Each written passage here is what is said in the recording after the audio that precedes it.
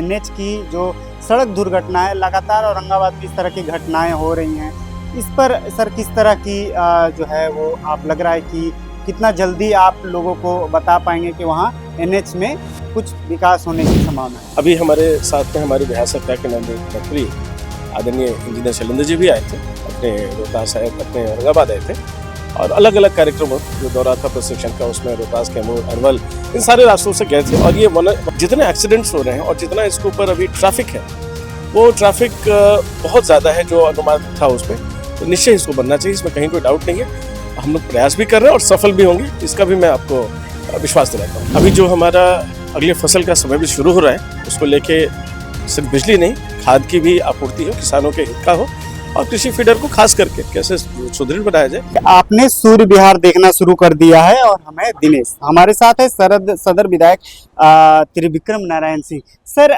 आज ही सदर के अस्पताल में कैंसर से और बच्चेदानी से जुड़े हुए शुरुआत हो रही है, नए तरीके से वहाँ महिलाओं को सुविधाएं मिलेंगी, क्या कहेंगे?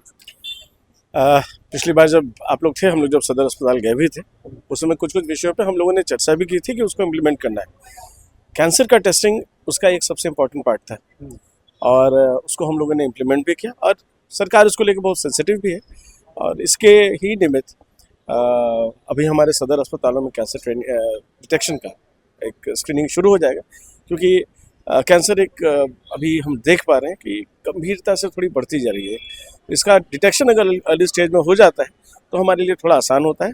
और भारत सरकार, बिहार सरकार दोनों जच्चा बच्चा को लेके और खास करके महिलाओं के स्वास्थ्य के लेके बड़ा सेंसिटिव रहती है, सबके स्वास्थ्य के लेके सेंसिटिव रहती है। लेकिन अभी ये दोनों जो पहल हमारे ज़िला के सदर अस्पताल में हुई है, मैं उसका स्वागत भी करता हूँ। ऐसे और भी सुधार जो ज़रूरी होगा उसके ऊपर हम लोग काम कर भी रहे हैं, उसमें से एक ये पहल है, इसका ये अच्छा इनिशिएटिव है।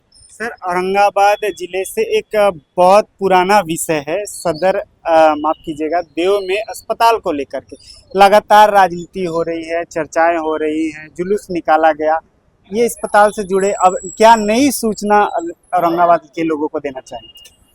माननीय मुख्यमंत्री जी भी आए थे क्षेत्र में और अपने समृद्धि यात्रा के दौरान आए थे और स्पष्टता से उन्होंने कहा था कि मेडिकल कॉलेज खुलेगा और जितने भी उसके बीच की हमारी जो रुकावटें थी, वो रुकावटें हम सब लोगों ने मिलकर पूरा अपना कर भी लिया है। जितना अपना मैं धन्यवाद देना चाहता हूँ न्यास बोर्ड का भी, सरकार का भी, कि व्यक्तिगत जा के हम लोगों ने सारी जितनी भी अड़चनें थी उन सारी अड़चनों को पूरा कर लिया है और अब सरकार इसके टेंडरिंग और उसके इस प्रोसेस में हम लोग शुरू हो जाएंगे। तो मुख्यमंत्री जी ने इसकी घोषणा की थी, तो निश्चय ही वहाँ बनना है और अब टेंडर के प्रोसेस में धीरे धीरे जाना का भूमि हस्तांतरण और इसका मामला शुरू हो जाएगा। थोड़ा समय लगेगा, हो जाएगा। सर, हमने आपके सोशल मीडिया से देखा कि आप केंद्रीय मंत्री जी से मिले हैं और एनएच की जो सड़क दुर्घटना है, लगातार औरंगाबाद में इस तरह की घटनाएं हो रही हैं। इस पर सर किस तरह की जो है वो आप लग रहा है कि कितना जल्दी आप लोगों को बता पाएंगे कि वहाँ एनएच में कुछ विकास होने की संभावना है? मैं माननीय मंत्री जी से भी मिला था, केंद्रीय मंत्री जी नितिन गडकरी जी से भी मिला था। अभी हमारे साथ में हमारे बिहार सरकार के नए मंत्री आदरणीय इंजीनियर शैलेंद्र जी भी आए थे, अपने रोहतास आए, अपने औरंगाबाद आए थे और अलग अलग कार्यक्रमों जो दौरा था प्रशिक्षण का, उसमें रोहतास, कैमूर, अरवल, इन सारे रास्तों से गए थे और ये इसी रूट से हम लोग गए भी थे, उसमें तो उसकी चर्चा भी हुई। और जो मेरे से पत्राचार माननीय नितिन गडकरी जी का हुआ है, वो भी मैंने उनके साथ शेयर किया और उनके जो अपनी रुपया उसको लेके सरकार सेंसिटिव भी है, बनना भी चाहिए और बनेगा भी। हम लोग सब उसके लिए प्रयासरत हैं और ये बनना भी चाहिए, ये लाइफलाइन है। और जितने एक्सीडेंट्स हो रहे हैं और जितना इसके ऊपर अभी ट्रैफिक है, वो ट्रैफिक बहुत ज़्यादा है जो अनुमानित था उस पर, तो निश्चय इसको बनना चाहिए, इसमें कहीं कोई डाउट नहीं है। हम लोग प्रयास भी कर रहे हैं और सफल भी होंगे, इसका भी मैं आपको विश्वास दिलाता हूँ।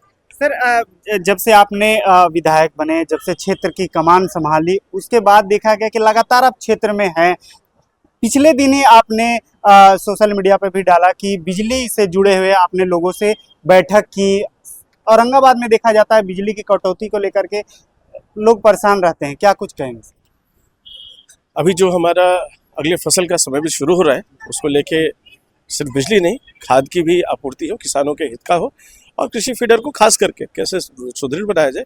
और जिस तरह का भी बीच में आंधी तूफान भी आया था, बारिश भी आई थी, उसको लेके जो लचर व्यवस्था रही, वहाँ पे जो व्यवस्था थोड़ी सी चरमरा गई थी, उसको लेके भी समीक्षा हुई और उस पर भी जो स्पॉट्स डेवलप हम लोगों ने किया था जहाँ पे परेशानी है, उसका एक समीक्षा भी हुआ और आगे करने का काम भी उन सबों को दिया गया कि किसी तरह से हमारे उनके उपभोक्ताओं का, हमारे किसानों को, हमारी जनता को परेशानी ना हो, उसके लिए जो दिशा निर्देश देना था वो सब हम लोगों ने किया है। उस पर उम्मीद करते हैं कि एक सकारात्मक रिजल्ट के साथ हम लोग आएंगे और लगातार इसकी बैठकें और चिंता हम लोग कर रहे हैं। सर, अंतिम प्रश्न, जिले के रफीगंज प्रखंड में पिछले दिन ही शाम की घटना है। वहाँ एक युवा को बुलाया जाता है, बगीचा में ले जाया जाता है, वहाँ से चीख की आवाज़ आती है, फिर जानकारी मिलती है कि बच्चे की मौत हो गई है। आज की जो सोशल मीडिया पे बहुत वायरल हो रही है, इस पे युवाओं को इस तरह से घटना चक्र होना कैसे देख रहे सर आप? कोई भी दोषी होगा, विश्वास रखिए इस सरकार में जीरो टॉलरेंस है इस तरह के अपराध का, किसी तरह के अपराध का जीरो टॉलरेंस नीति हम सबों की। मैं भी उसकी चिंता करूंगा और एकदम चिंता मत करिए, सरकार अपना काम कर रही है। ये होना नहीं चाहिए था, ये हृदय विदारक घटना है, नहीं होना चाहिए, लेकिन अगर हुआ है तो इस घटना को लेकर जितने अपराधी इसमें सम्मिलित हैं सबके ऊपर सरकार कार्रवाई करेगी। तो जितने भी घटनाओं में लोग जुड़े हैं उन पे कार्रवाई होगी। तमाम खबरों के लिए देखते रहे आप सूर्य।